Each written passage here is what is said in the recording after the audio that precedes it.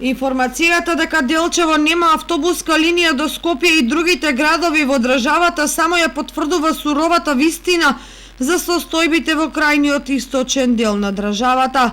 Парадоксот е уште поголем ако се знае дека со рейс делчевци се возеа пред 30, 40, 50 години, а резилот на државата е неизмерлив ако се додаде дека во Делчево одамна нема локален медиум како на пример телевизија, како што нема ниту во Берово, Пехчево, Виница.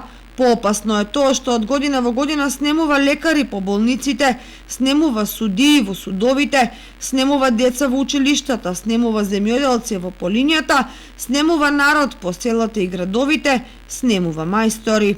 Како тргнало, странските инвеститори кои ги затворија домашните фабрики за да си отворат своји во име на глобализацијата, ќе увезат и работници.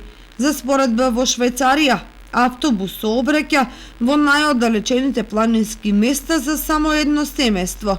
Кај нас градовите се изолирани и одцепени.